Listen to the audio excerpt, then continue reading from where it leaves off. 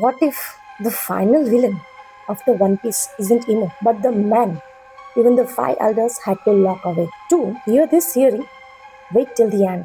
Look at these panels. Here you can see the prediction chapter, the awakening. But whose awakening we are seeing?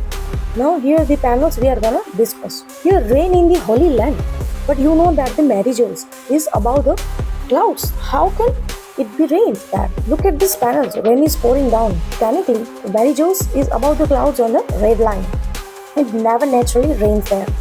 This weather shift means an awakening of a mythical zone or an ancient weapon has just occurred.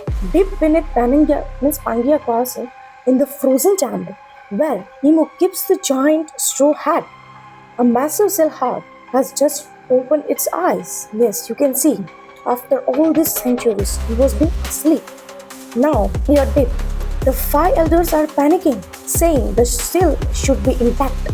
This explains a massive canon mystery. Why is the chamber frozen? It wasn't built to preserve a straw hat. It was built as a cryo prison to keep this man alive, but immobilized for 800 years. As he wakes up, he looks at the hat.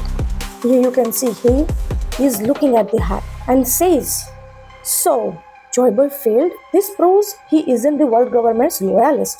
He was there during the White Century, but he isn't on Joyboy's side either.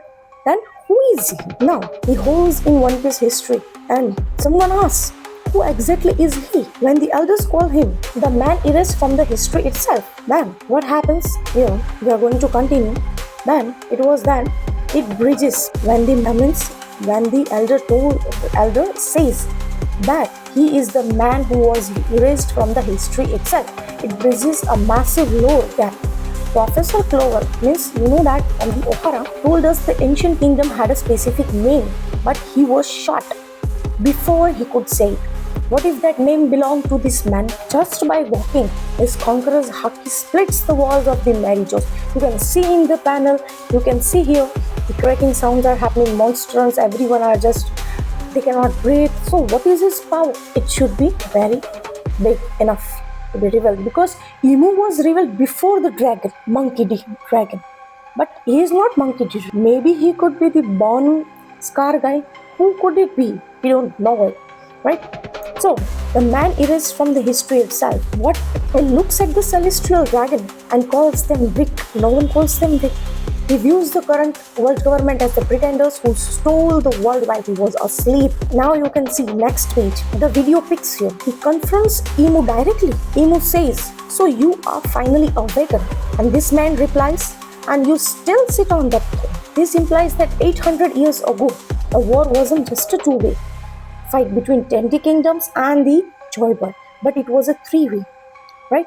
This man represents the true original ruler of the world, and Emu trapped him to steal the empty throne. Now the third faction is back. Here, you can see that, of course, Oda hits us with a break next week. You can see here. Now, here's the question. Is this the original owner of the ancient kingdom? Or maybe Davy Jones himself? Drop your theories below, hit that follow, and let's cook in the comments. I'm waiting for the comments. It should be positive, right? No negative or bad comments I want. Thank you for supporting it.